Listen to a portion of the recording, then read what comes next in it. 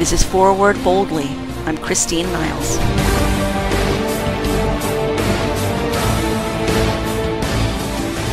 Hello, welcome to Forward Boldly. This is Christine Niles, and this is the show where we explore the riches of our Catholic faith and how it informs our daily lives. So, has the Catholic Campaign for Human Development cleaned up its act? Or is it still sending Catholic money, your money, to groups that promote anti-Catholic positions? Our guest today, Michael Hichborn, is going to give us the answer to that question and a lot more. Michael Hichborn is president of the Lepanto Institute. He's a top-notch investigative journalist, good friend of mine. He's done tremendous work exposing the scandalous grant-making practices of various so-called Catholic charities. We're going to be discussing some of those today. So, Michael, great to have you back on the show. Welcome. Thanks so much, Christine. It's always great talking to you. All right, so before we get into the dirt here on some of these charities, tell our viewers a little bit, our listeners rather, a little bit about the Lepanto Institute. What is it and what is its mission? Well, the Lepanto Institute is an organization that I launched about 2 weeks ago. Its focus is to investigate and expose organizations that are attacking the Catholic Church, both from without and from within, primarily with a focus on the social justice organizations that are using the name Catholic, but are in fact funding, aiding, and abetting organizations that would love to see the Church destroyed. With that in mind as our focus, I am using the organization as an informational vehicle to provide the knowledge and intelligence to the bishops that they need in order to make the appropriate decisions, and also to inform the faithful as to what's really going on within the Church. Now, with that, the other side of the organization is to tell people that this is not a cause for despair, this is not a cause for us to be upset, but a cause for us to be spurred to action, specifically with regard to the Rosary. And that is why the name of the organization is the Lepanto Institute, because as with the Battle of Lepanto, during one of the most dire times in church history, recourse to the Rosary is what brought about victory.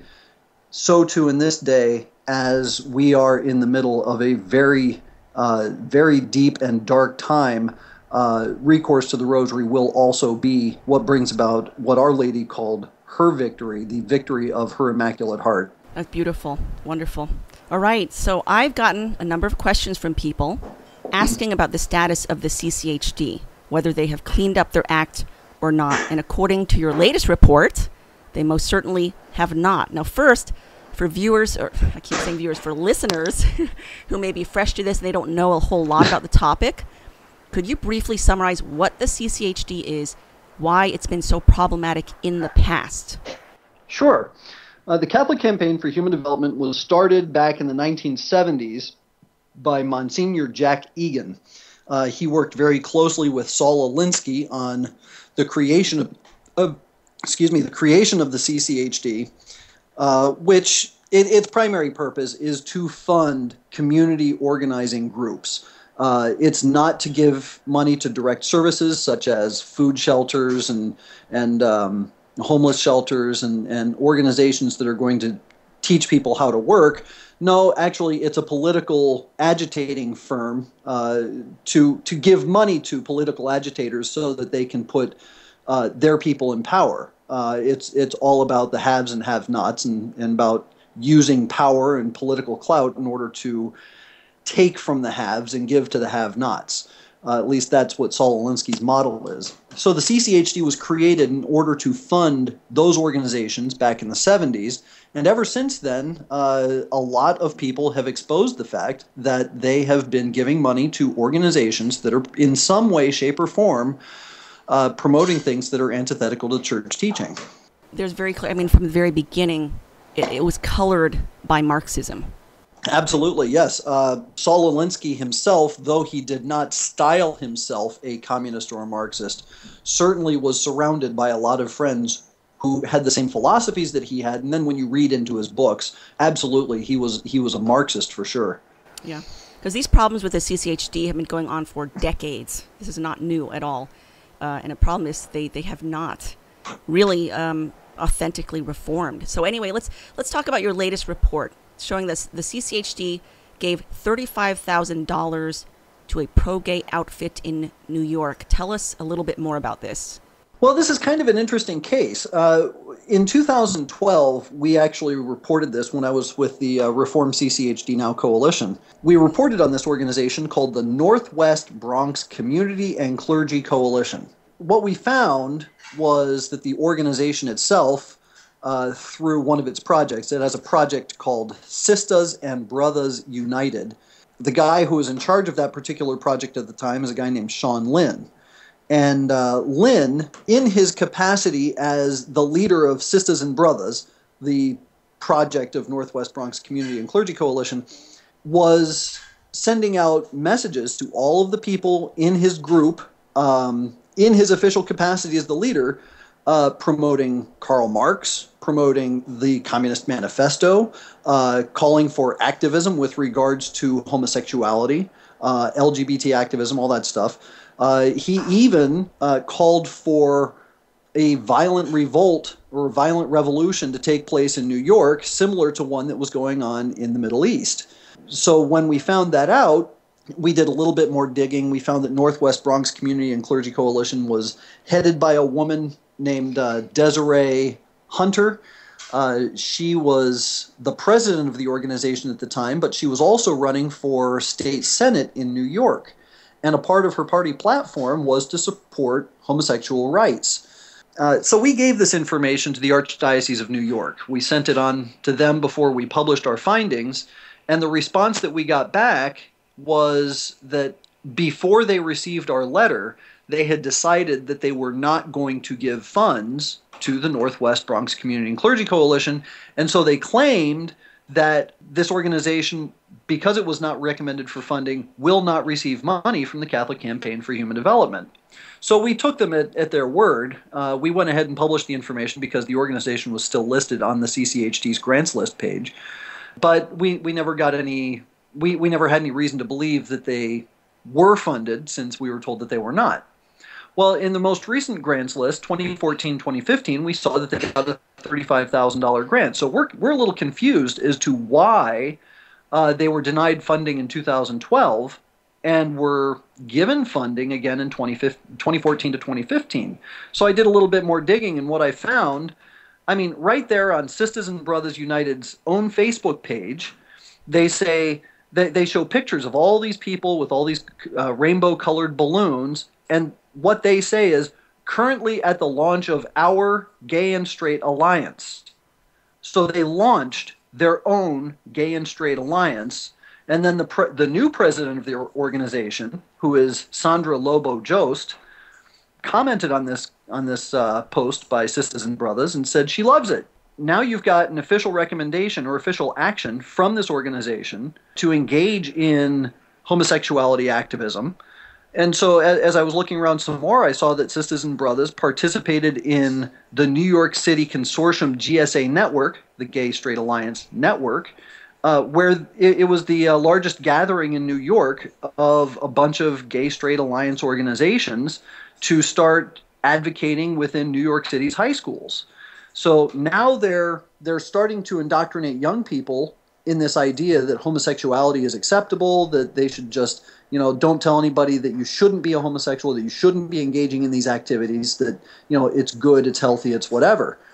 That's strike two. Strike three, we found one of their executives, their executive staff members, had actually signed a letter calling on the state of New York to pass the same-sex marriage amendment, that they wanted to allow same-sex marriages in New York. So now you've got a staff member from this organization pushing for same-sex marriage on top of all the homosexuality activism that they're already doing. And then you just look on their own, the Northwest Bronx Community and Clergy's Facebook page, and you see that they, quote-unquote, like an organization called Fierce, which is a homosexual advocacy organization right there in New York. So it's a pretty clear case that this organization is deeply involved in homosexuality activism. They're getting $35,000 from the CCHD. They're acting in violation of CCHD grant guidelines. There's no answer as to why this organization passed muster other than the fact that they did. So, yeah, speaking of those grant guidelines, I've got them here. It says organizations that receive CCHD funds must not participate in or promote activities that contradict the moral and social teachings of the Catholic Church. That's written by CCHD itself. clearly being violated here. I was wondering, has this been brought to the attention of the New York Archdiocese? I contacted the New York Archdiocese earlier this week, and I have not received a call back. All right, you have recently released a report on the CCHD leadership, Ralph McCloud, and some of the conflicts of interest involved in that. Could you tell our listeners a little bit about this? Absolutely. Ralph McCloud has been the director of the Catholic Campaign for Human Development since 2007.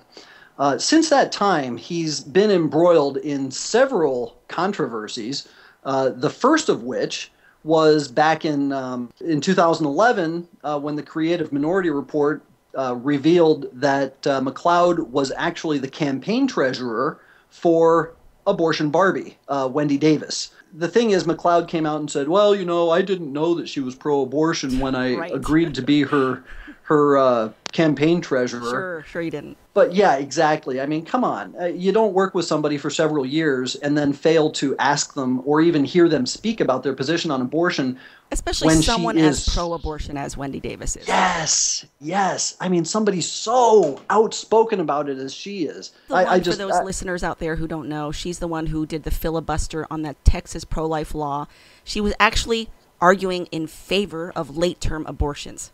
Yep. So, yeah. Yeah, so McCloud claims that he had no knowledge of her position on abortion, even though he gave her a huge ringing endorsement against the pro-life incumbent when she was running for state senate.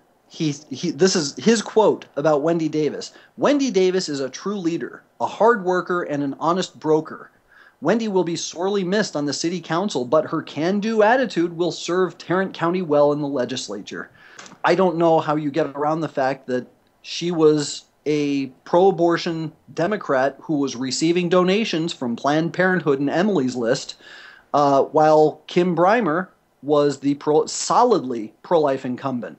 And he actually came out and said, she's pro-abortion, I'm pro-life, and McCloud went ahead and gave her a ringing endorsement anyway and agreed to be on her campaign treasurer. And of course, he denied any knowledge, which is it's pretty typical of anybody who's working in this kind of field to, if you get caught, well, just deny it until people shut up. But then, a couple of years ago, when I was investigating the Gamaliel Foundation, they have affiliates all across the country that solicit the CCHD for grants. It's actually one of the largest affiliate-based organizations that gets the most money out of the CCHD. We found that the Gamaliel Foundation was on the governing body and one of the founders of something called the Fair Immigration Reform Movement. And in 2010, the Fair Immigration Reform Movement made an announcement that all immigration reform laws must include same-sex couples so that homosexual couples and homosexual families don't get broken up when they're deported and that kind of thing.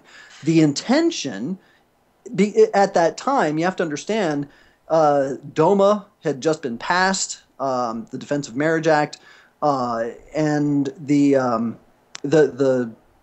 was pretty solid in Congress that there wasn't going to be any allowance for same-sex marriages. So this was a backdoor way of recognizing same-sex marriages. They were going to try to do it through immigration reform. And the Fair Immigration Reform Movement was pushing this. So we saw that Gamaliel was a founding member of this organization, that they'd been to their meetings and all that stuff. And we gave this information to the CCHD, and what we got back was a statement that Gamaliel had disaffiliated from the Fair Immigration Reform Movement in 2010 once they realized that that the Fair Immigration Reform Movement was promoting homosexuality like this. So I dug a little bit deeper on the Gamaliel Foundation's own website, and I found meeting minutes that they were involved in with the Fair Immigration Reform Movement in December of 2011, which is a full year and a half after they said that they had disaffiliated from the Fair Immigration Reform Movement. And when I was looking into this, not only was Gamaliel listed as participating in this conference call, but the president of the Gamaliel Foundation participated in that very same call And then they had a vote where the Gamaliel Foundation was again elected to be on the governing body of the Fair Immigration Reform Movement in December of 2011. So I sent that information to Ralph McCloud. We had already established a scheduled meeting to come up, and I said, when we have our meeting, I would like to talk about this because it seems that the Gamaliel Foundation lied to you about its affiliation with FIRM. And a couple of days later, I get an email from Ralph McCloud saying, we've decided to cancel the meeting. We see no reason to meet at this time. And that was the last I heard from it. And, of course, as I dug through his background a little bit, I saw that in 2008, right after Barack Obama was elected, Ralph McCloud right there, and I've got this video right here on my profile of him, gave a speech at the Gamaliel Foundation's event called Realizing the Promise. And it was all about how Barack Obama had made this huge promise to community organizers that he was going to work with them to promote healthcare and all of their different concerns.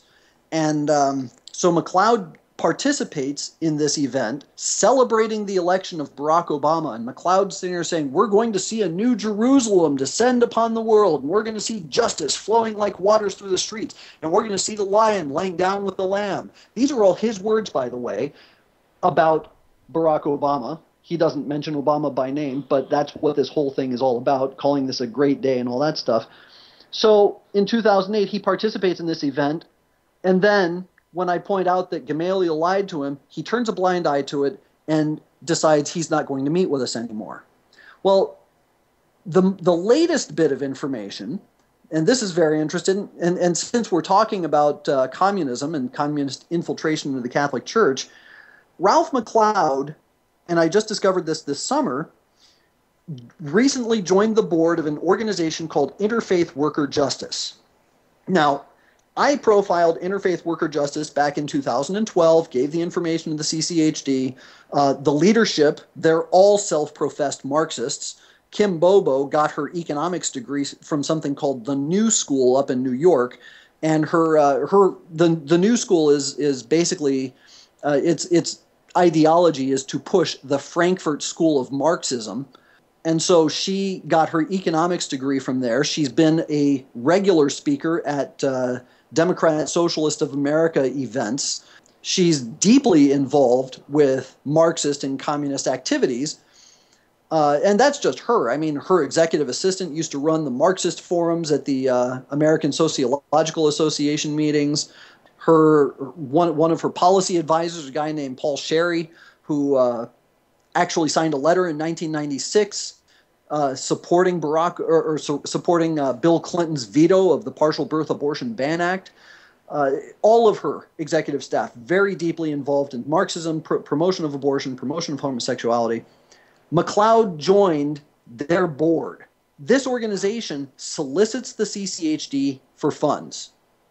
In fact, this year, 8 CCHD grantees received funding, or 8 Interfaith Worker Justice affiliates received funding from the CCHD, which means that Ralph McCloud, whose job it is to approve grants going to CCHD grantees, is on the board of an organization that solicited him for funds. He approved those funds, and so he is instantly in a conflict of interest. This is unethical, and it's criminal. There is no way he can represent the interests of the Catholic Church and Interfaith Worker Justice at the same time. That's right.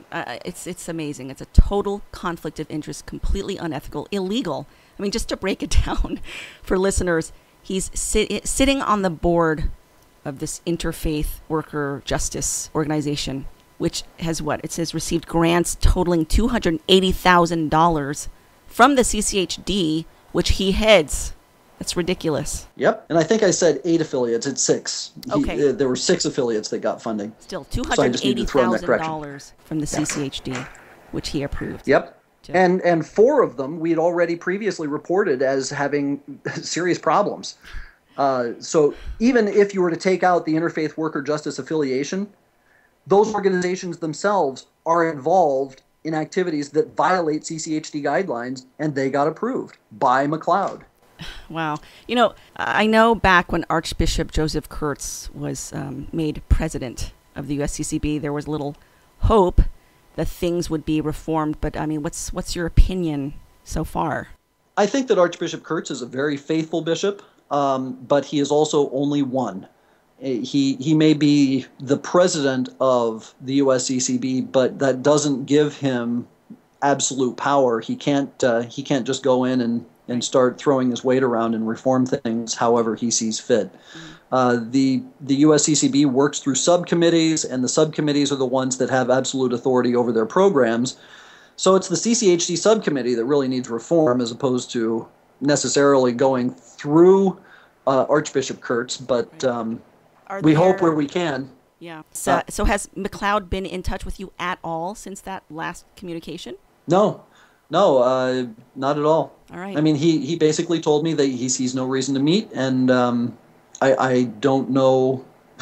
I've asked for a follow-up meeting, and he doesn't respond to me anymore. So yeah. I guess I just have to I have to report what I find, and unfortunately, rather than try to handle the matter by going to your brother, I now have to bring in the community. Exactly. All right. Well, pretty amazing stuff. Okay, we are talking with Michael Hichborn today. We're going to have to take a quick break. When we come back, we will continue this discussion and talk about the link between communism and pro-gay activism among some of these groups. So you're listening to Forward Boldly with Christine Niles. We'll be right back. Announcing a new novel by Elena Maria Vidal, The Paradise Tree. The year is 1887 in Leeds County, Ontario. The O'Connor clan is gathering to mourn the loss of its patriarch Daniel O'Connor, an Irish immigrant. His story is one of great hardships, undying love, and persevering faith. As Daniel is laid to rest, his grandson Fergus receives a piercing insight into what his own calling in life will be. The Paradise Tree by Elena Maria Vidal, available at Amazon.com. Welcome back to Forward Boldly. I'm Christine Niles. Today we are talking with Michael Hichborn of the Lepanto Institute. Something else I thought that was very interesting too, in another article that you have on your website, Lepanto Institute, you noted a connection between the group's pro-gay activism and its promotion of communism. So how does communism come into play here? Well, back in 1936, the Honorable A.S. Herlong, who was a representative from the state of Florida, gave a speech in the House of Representatives. And in his speech, he cited portions of the book The Naked Communist by Cleon Chosin. In this list of goals that he was citing, the current goals of the Communist Party in the United States, goal number 26 was present homosexuality, degeneracy, and promiscuity as normal, natural, healthy. Now, of course, that sounds very much in line with Planned Parenthood's mantra that they want to promote these things as natural and normal and healthy. But it's fascinating that they would want to present homosexuality itself as normal and healthy, because what they're doing is they're breaking down the moral fiber of the people of the United States, making them easier to control. If people give in to their passions rather than using their own common sense, then they will be a lot easier to corral into certain areas and inflame their passions to revolt against established authority. So that was the thinking insofar as the Communist Party behind that. And history has borne it out. I mean, as we look at various organizations, and I used Northwest Bronx Community and Clergy Coalition as an example, to show that on the one hand, they're promoting and pushing communism. They've got people that were participating in this thing called the Left Forum, which is it is flatly a communist organization. They have discussions on communist revolution in the United States and how do we promote communism in the United States, and how does Marxist thought get into the school systems and that kind of thing. So if you look at the program of the Left Forum, it's thoroughly a communist thing. But the Northwest Bronx Community and Clergy Coalition was an active participant in this. They've sent people to this thing for the last several years. And at the same time, as I just pointed out, they're engaged in homosexuality activism. But this isn't the only one that's doing this. I mean, and I didn't go into the article because, well, if I was going to do that, I might as well just write a book. But there's another organization in New York that also got funding this year from the CCHD. It got a $50,000 grant from CCHD. It's called the Syracuse Federal Cooperative Credit Union. And this organization was actually founded by this guy named Ron Ehrenreich, who in 1988 was the vice presidential candidate on the Socialist Party ticket. He started the Socialist Party in New York called CNY Reds. His email is smashstate@earthlink.net. I mean, the guy is in New York? He's absolutely, this is another one that the New York Archdiocese gave $50,000 to. Wow. $50,000. The thing is, he's totally communist, absolutely communist. And then if you look at what the Syracuse Federal Cooperative Credit Union is supposed to be doing, they say right there in their mission, they want to fund LGBT activists. Very interesting. I've been doing some research actually on the Communist Party, particularly its infiltration of the Catholic Church. And, there are people out there who write this off as nutty conspiracy theory stuff. It's not. I'm sure you've heard of Dr. Bella Dodd. She was a member of the Communist Party. Oh, yeah. She has testified, she's on record saying she herself placed 1,200 communist agents in Catholic seminaries. She's written a book about it. She was a communist member, and then she converted to the Catholic faith and got out of it. And she converted by Fulton Sheen. That's right. And she was friends with Dr. Alice von Hildebrand, who will also testify to this. Talks that she's had with Dr. Bella Dodd over this very thing. She knew of several cardinals in the highest ranks of the church who were communist agents. There's a man, Manning Johnson. He's an official in the Communist Party in America. He testified before the House Un-American Activities Committee in 1953 that their plan to infiltrate Catholic seminaries was successful beyond what they ever imagined. So this is not, conspiracy theory stuff. This really happened.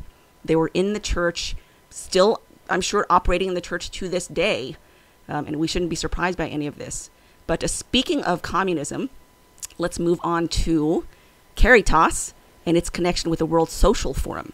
First of all, tell our listeners, what is Caritas Internationalis and what is the World Social Forum? What's the connection there? Caritas Internationalis is the Catholic Church's umbrella organization run out of the Vatican for social development organizations. So its members include things like Catholic Relief Services, Catholic Charities USA, Development and Peace up in Canada, CIDSE, KFOD, Trocare, various other international development agencies around the world that fall under the auspices of the Catholic Church.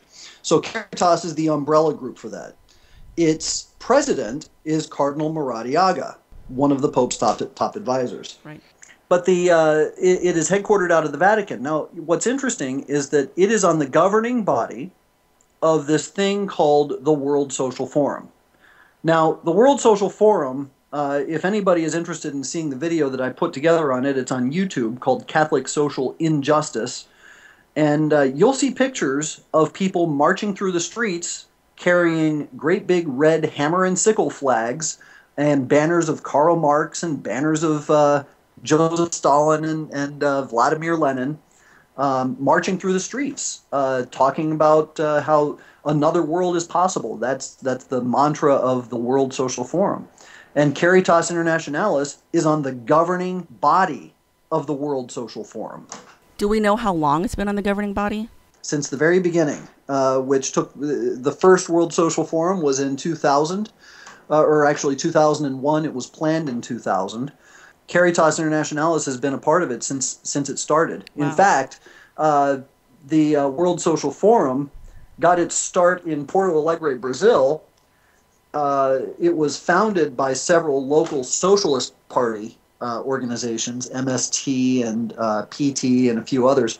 Also, the Catholic University of Brazil. Now, Cardinal Maradiaga, he's been president for quite a while, hasn't he?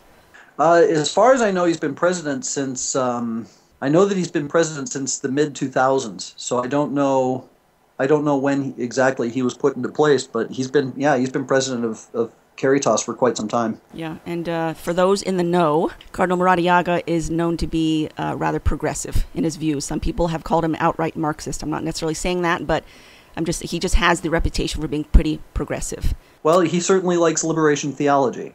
That's right, which is Marxist through and through. Yes. I assume that they know about the Marxist connections of the World Social Forum, and yet they continue to be on the governing body? It would be impossible, actually, for Caritas to not know about the Marxist connection. I know that I've been through several of the World Social Forum's meeting minutes from the International Council, which is the governing body that Caritas is a part of. I've seen that Caritas was listed as one of the attending members of these meetings. And in fact, in these meetings, they talk about how we need to expand our push for legalized abortion throughout the world. And we need to push for revolution in these areas and all that stuff. And the interesting thing is, some of the standing responses that I get from social justice agencies when I ask, why are you participating with this, or why are you a part of this group, is, well, we need a seat at the table. Well, when I read the meeting minutes, I see that Caritas has a seat at the table, and they offer no objection to any of the information that is being placed or anything that is being promoted at the World Social Forum. So that's ridiculous. It's absolutely ridiculous. And so anything they say about how, well, we need to have a seat at the table so that we can have the Catholic voice there falls flat, because I have never seen anything about them offering a Catholic voice. In fact, in the 2013 World Social Forum, there were participants parading around a statue of a crucified pregnant woman, and the idea was that she is being crucified by fundamentalism because she wasn't allowed to get an abortion. What can you say to that? If they're not offering the Catholic point of view and they claim to have the seat at the table, then what they're doing is implicitly affirming. That's the perception it gives to the world, is that they're affirming this. So, wow. Yep. Let me ask you something. What is your opinion about Cardinal Robert Serra's new appointment at the Congregation for Divine Worship? Well, on the one hand, I'm happy to see him take a position over there, because Lord knows that we need to maintain some kind of traditional aspect over in the Vatican, especially when it comes to the liturgy. On the other hand, my understanding is that they are going to be merging a lot of the social justice outfits in the Vatican. So Cor Unum is going to go away. The social justice and peace and development and several of those offices are all going to be done away with and brought together under a single agency. Now the question is, who are they going to put in charge of that, and what is that agency's mandate going to be? That is yet to be seen. But I'll tell you, if Cardinal Maradiaga is put in charge of all of that, disaster. Then you're putting the fox in charge of the hen house. Exactly. It will be a disaster. Right, exactly. I mean, on the one hand, Sarah's new appointment is a good thing for the CDW. At the same time, he's being taken away from a key position at Cor Unum, and he was doing a good job there too. So I'm trying to keep absolutely. things up. Yeah, we'll have to keep our eyes open to see who the new head of that new merged council is going to be. Yep. For now, there's been no announcement about his departing Cor Unum. Only that he is going to be appointed to be head. And anybody who's been over to the Vatican knows, when it comes to appointments and offices and things like that, many times cardinals hold multiple positions. Oh, okay. At this point in time, he is currently acting as head of Cor Unum and also head of the Office of Divine Worship. So it's a both and at this point. Got it. But okay. My understanding is that's going to change sometime in the future, and it's right now we're just in a holding pattern. All right. Well, I know you're working on a few top secret projects that we can't talk about on air, but once you're able to publicize those, I definitely want to have you back on. So, absolutely, and your listeners are gonna want to hear what's going, what's coming next. Exactly. And so you can keep track of all of that at the Lepanto Institute if you go visit. Now, where can people find Lepanto Institute online? They can go to the Lepanto Institute, which is lepantoinstitute.org. That's Lepanto, Lepanto, institute.org. And on our website, it's very easy to navigate. I love simplicity, so I designed it in terms of... It's a nice-looking website. Thank you. I wanted to make sure that it was easy to navigate. So you can look up any of the latest research. I've got blog posts that are going on a regular basis. So please, absolutely come to our website and see the latest projects we've got going on and the latest news. Yeah. Like I said, Hichborn is a top-notch investigative journalist. This is a man worth following. He's got his finger on the pulse when it comes to these Catholic charities and what they're doing with your money. So, please visit his website, subscribe to his emails too. And if you're able, offer a donation. It's money well spent, believe me. So, Michael, keep up the excellent work. Always a pleasure to have you on. God bless. Thanks so much, Christine. Always a pleasure to talk to you. God bless you too. Thank you. You've been listening to Forward Boldly. I'm Christine Niles. Everybody keep fighting the good fight of the faith. Have a very blessed and happy Thanksgiving. And in the words of St. Joan of Arc, in God's name, forward boldly. Then, son, you go to school, you learn your letters. Don't you be no dusty miner boy like me. I was born and raised at the mouth of the Hazard Holler, where the coal cars rolled and rumbled past my door. But now they stand in a rusty row of all empties, 'cause the L&N don't stop here anymore. I used to think my daddy was a black man with scrip enough to buy the company store. But now he goes to town with empty pockets. Lord, his face is white as the February snow. I was born and raised at the mouth of the Hazard Holler, where the coal cars rolled and rumbled past my door. But now they stand in a rusty row of all empties, 'cause the L&N don't stop here anymore.